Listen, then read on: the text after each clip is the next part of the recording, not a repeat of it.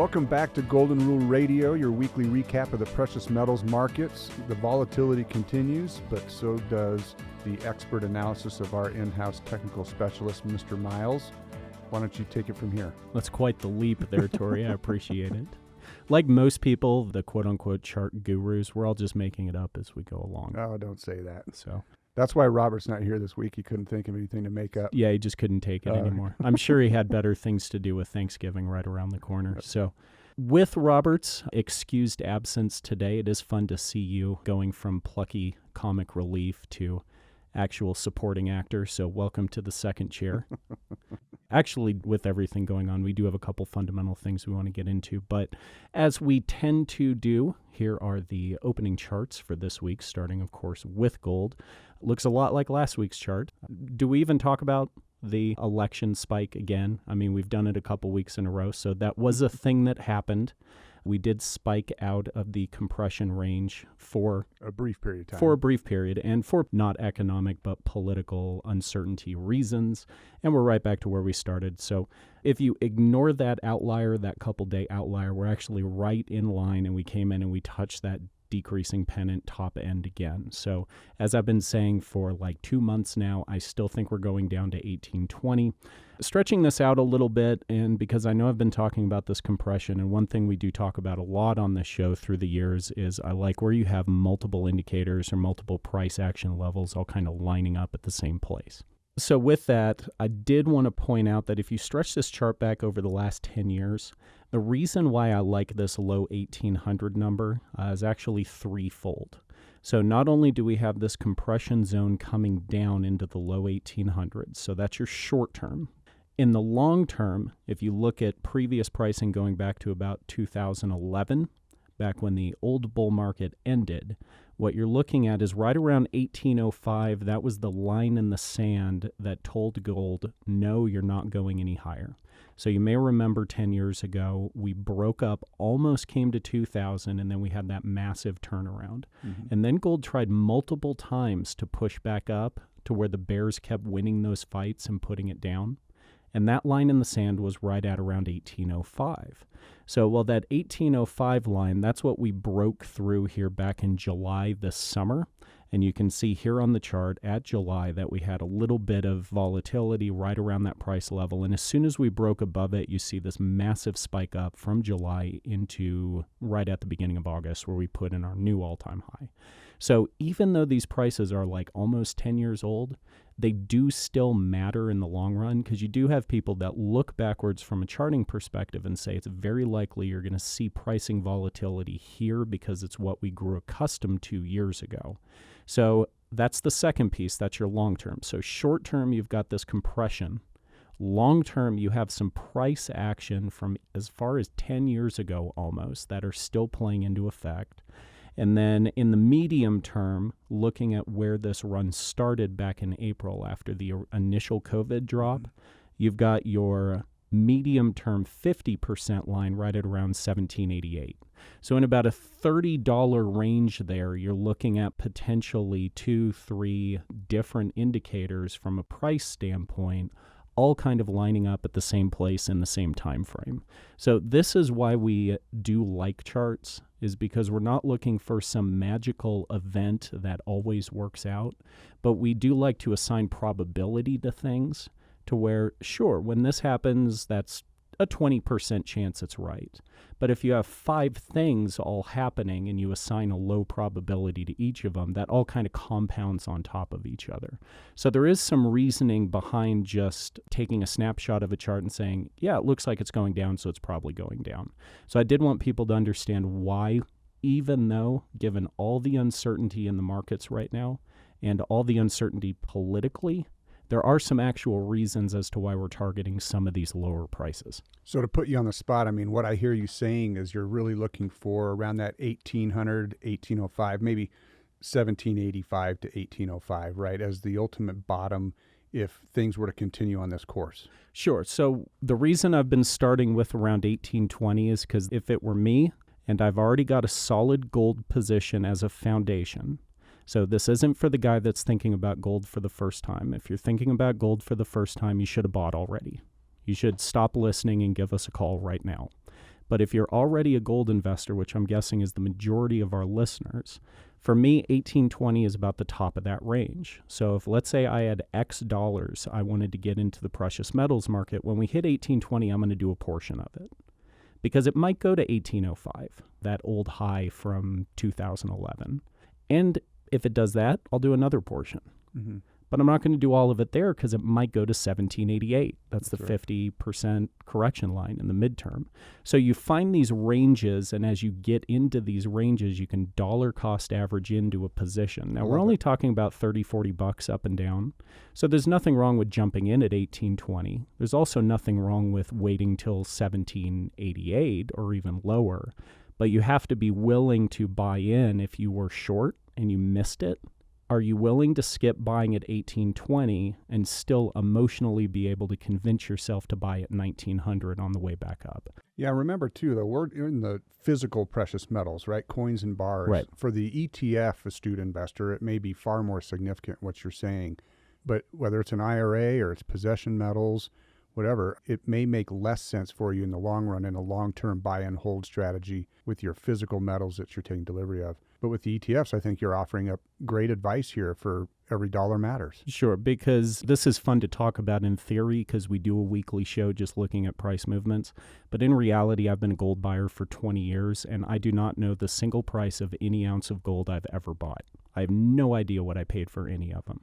I just know I paid a lot less than I did now, and I'm going to continue to buy gold, and eventually I'll have gold at some point down the road where today's price is less than what it is in the future, and I'll probably buy gold then too. And it'll look like a discount. That's right, right. because it just doesn't matter at that point. But for people who are looking to say, I want to do something in the next couple months, this is why we talk about this stuff, because we do want to maximize as best as possible after you already have that foundational position. Well, we'll get into more fundamentals here in a bit too, but keep in mind what you brought up last week, and that is the seasonal trends. We tend to put a low in December, so there's another factor coming into play with your technical analysis as to what could really be an expectation for a December low in this cycle. So moving over to silver, silver's a little bit of a different picture because where gold was at the top end of its compression down, silver is at the bottom end of its compression up. So if this holds true, I would actually expect to see that ratio tighten a little bit if we see the metals continue on the trajectory they look like they're doing over the next couple weeks. It has started to tighten a little bit. Right. So with silver coming up, gold coming down, I'd expect to see that ratio transition. Now, we know that's going to happen long term because we know what the average ratios are between the metals. And we're still way out of whack, not like it was this summer, but we're still quite a bit out of whack, and opportunity in silver is still very apparent. So where I'm talking about these potential price entries for gold, when it comes to silver, I don't care what the price is. It's irrelevant to me. Silver under, let's say, $40, just why do you care? Okay, so silver under $40, why do you care? Well, I care. I would rather get it at 24. Yeah. I mean, why do you care 40. about 24.50 versus 24 and a quarter versus 19? And that resistance line that you've been putting up for weeks is around the 26 to 26.50 mark. Right, which we've That's hit what once. I care about. If I can buy it below that 26, then I feel like it's a win, whether it's at 23, 24, 25. That's the range I don't care about. Right. But I do care about 40 versus 24. Right, fair enough. But my point more along the lines of, here's a better way to say it. I don't care if it's $19 or $25. It's a buy anywhere in there. Sure, if I can get it $1 or $2 cheaper, great, but I have no intention of waiting. I get paid on Friday, I'm going to buy some more silver. Especially based on the ratio. Much rather get it at a higher ratio than a lower ratio. Far more important to me than the spot price. Now, you mentioned the $26 line in the sand. We did hit that just this month. Obviously, that was around the election time, and of course it held and it turned around and came down very aggressively. But the fact that we've taken at least one push against it is actually pretty bullish for silver, because silver is yet to put in a lower low, and it is holding that rising trend line. So that is something that can happen in charting when you see compression in a certain direction. That's exactly what we talked about last week with gold compressing down. Usually that means you're looking at a price move up. Well, silver's compressing up, which could mean they're cleaning out some lower priced buy orders. So if silver does turn down, it could keep going maybe to 19 or 20, like some of the pricing that we've talked about earlier. Or, of course, because you know me, I love to sit on the fence. If we get back up to 26 and we push back above it, it's very likely you could be looking at the next bullish breakout. So I'd say whatever happens over the next couple weeks, because I think we're all in agreement that come January, February, you're probably going to be looking at the next breakout pricing for the metals. Maybe sooner than that, but certainly by January, February, you'd expect to see pricing on the way up. You know, the gold silver ratio 2 weeks ago hit 81 to 1, and now we're back down to 76 to 1. So if we do see gold come down to 1800, here's another thing I would tell the listener to expect, and that is the ratio would climb if that silver drop occurs that you're talking about.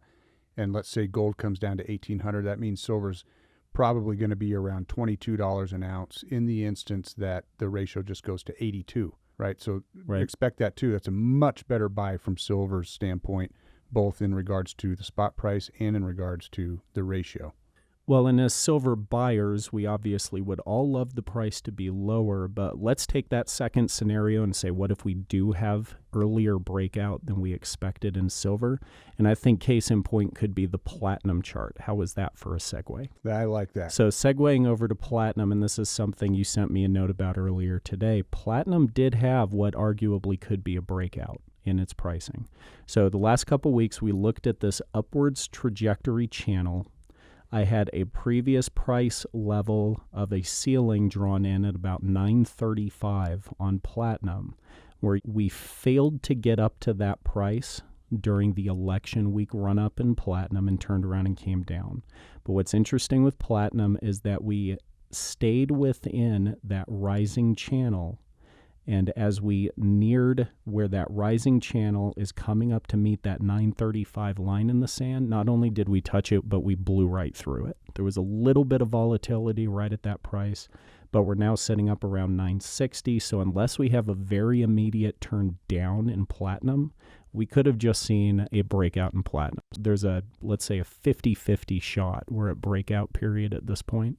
I would love to see the price come down, test that high, and hold it. So see platinum come down to 950, 940, maybe 935 and not go any lower and then start to go up again. Then I'm going to be pretty bullish on platinum. Yeah, we're at 943 as we record right now. We were at 948 earlier today.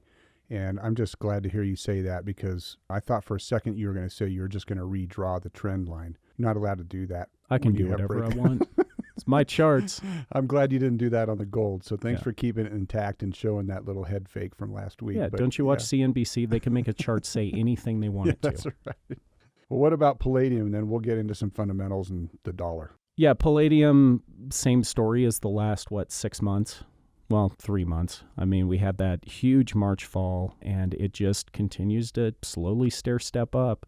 So the question is, what's it going to do if it ever gets above that kind of pricing right shoulder it's set at around 2,500? So we've hit 2,500 once. It looks like we're about to come up and try it again. Do we get through this time? I think if platinum keeps pushing up, then palladium probably follows suit when it gets back up there.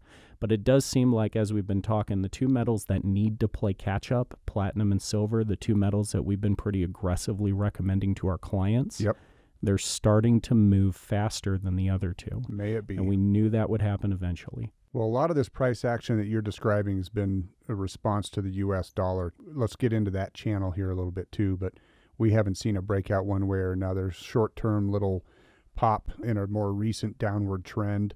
What do you see causing that breakout one way or the other? Yeah, well, I mean, the dollar, again, beginning in November, we're up at 94. Now we're back down at 92. And it came down to 92 very quickly. Like you said, a little pop back up, but we're right back down. So it's still holding its trading range. So like you said, nothing is indicating a breakout, let alone showing a directional change. But you're running out of time. I mean, eventually that compresses down to a point and it has to do something. I think that we all think down. We're talking stimulus package, which we talked about last week and the week before. Well, I'll tell you what Citibank's talking about. When you hear mainstream and Wall Street talk about gold, then you know it's getting some attention. But Citibank expects the U.S. dollar to plunge 20% in 2021. And on top of that, Stephen Roach feels as if there's going to be a dollar collapse, a dollar index collapse by the end of 2021. And that's not like some dollar bearish guy. This is somebody that's just an economist and a very well-respected economist. So Citibank's calling for that dollar weakness And on top of that, Citi also published a report stating that it really saw gold rising above $2,000 an ounce, probably by year end. And its outlook on gold is a positive one due to not only a low interest rate environment, which is longer it stays down, the weaker that is for the dollar, but it also views gold as still in the middle of its current bull cycle. So even though we talk about these entry points and everything else, the overall expectation is that we're in for a very strong 2 to 5 years in gold. And silver, to me, is very encouraging here with the fact that you're sitting at all-time highs in the equities markets, and silver's just hanging in there. There's all these other uncertainties and economic slowdown and downturn, which I'll talk about in a bit, and silver's just hanging in there. So let's move on to the equities markets here. What do you see there? Boy, it really wants to get all-time highs. I mean, they're trying so hard. They're putting so much money into it before it opens so that it can just keep gapping up. I mean, we talked about that big gap back at the beginning of November that did actually put it above the previous all-time highs. Then, as expected, it trailed down from there. And then just here in the last week, it did it again and on a much smaller scale. And I think it's important to note that that gap it did put up, the second gap it put up, did not exceed the highs from earlier this month, and now it looks like it's trailing down. So the market wants to go down. Somebody with a whole lot of leverage doesn't want that to happen. I'll let you decide who you think that is. All right. Well, as promised, I said we get into some fundamentals and then we'll wrap up this week's show. I know we're running a little long, but I want to do this sort of to remind you going into the end of the year how tough this job is, but also how variable this price action can be. As Miles always says, you're going to hit these technical support and resistance levels in a certain timing. It's going to be likely driven by some news or by a fundamental in terms of the timing of it. But what we're seeing right now is some current bullish fundamentals that I'm going to list out here. And just to remind you and encourage you as a gold owner or somebody that's looking to step in for the first time, gross federal debt, over 27.2 trillion. The debt to GDP, 128%. Now, it did come down from 133, and that's encouraging on a but really remember strong. When it was only 90? Remember that when wasn't it was that long 57? ago. It 20 wasn't years that ago? long ago. It wasn't. And the fact that it's down to 128 is good, but that's going to reverse because the economic numbers in the fourth quarter and the first quarter your of mortgage 2021. is only 128% of your income. No big deal, right? Yeah, it's going to reverse. So even though it's come down, it's going to go back up. The Federal Reserve balance sheet exceeds $7 trillion. And let me just mention a few things that Powell has said this week. First of all, pace of recovery is slowing. We have a long ways to go in the recovery, right? So that doesn't mean that their balance sheet's going to shrink. He did say vaccine news is good in the medium term, but the next few months for the economy will be challenging. Now, that word challenging is, as Biden would say, a dark winter type of word. The COVID surge is a concern to Chairman Powell. The Fed is committed to using all tools until the recovery is complete, right? But so they that's only more have that one quantitative easing. tool. Well, they've got a few. The assets that they're buying can expand. The U.S. will be returning to a different economy. He said quantitative easing will be around for some time, right? These are all things that are weak dollar. He also said it's premature to consider normalizing their balance sheet. So this is all to this one bullish fundamental on just the balance sheet, and that the need for more fiscal spending is greater now than it's been in a long time, this year, trillions of dollars. So that's just to the Fed balance sheet. A few other bullish fundamentals, which is why we're recommending gold. The velocity of money has yet to ramp up to last week's charts, okay? The U.S. dollar weakness has yet to really gain speed. The political uncertainty, especially in the Senate. You got the Senate and the presidency uncertainty. We won't know until January on the Senate. The U.S. economy grew less than expected in October. Interest rates are at zero, which means you have a negative real rate of return. And if Biden were to be president, there's two huge spending bills that they're already talking about right now as a president-elect office, and that is reparations, and that is forgiveness of student loan debt. And those are two huge, enormous dollar figures. So what are the bearish fundamentals? These are the reasons that the gold price could come down going into not only the end of the year, but maybe into the first quarter. Seasonal trend of that December low. We talked about that. We tend to put the low end for the year in December. COVID-19 vaccines hitting the market and starting to be utilized, which a significant decrease in the number of COVID cases would coincide with that. Central banks dumping gold. We've seen that in history, where the unexpected dumping, where they think happy days are here again and they dump their gold. The CFTC raising margin requirements in the futures markets. Remember those days? Yep. All too well. interest rates spiking, which, yeah, right, we don't see them raising interest rates anytime soon. I But tried not to laugh out loud at that one. I really tried. it could be a positive real rate of return environment at some point. I where the mean, it interest certainly rates get should away. be.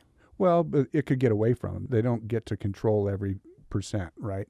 Outright market manipulation. We've seen that. We get complaints about that on this show all the time from our listeners. Tightening in the federal spending. Again, yeah, right. Probably not going to happen. But political clarity with a Republican Senate majority come February 1 could certainly cause a little bit of a drop, okay? And then a U.S. dollar rally. And that U.S. dollar rally to me is going to be something of a global nature where there's global currency issues with other central bank quantitative easings that pop that dollar. So those are all reasons that we can't predict and give you any guarantees on as to why those metals could actually come down. But ultimately, where do they come down to? These technical support levels that Miles has been laying out.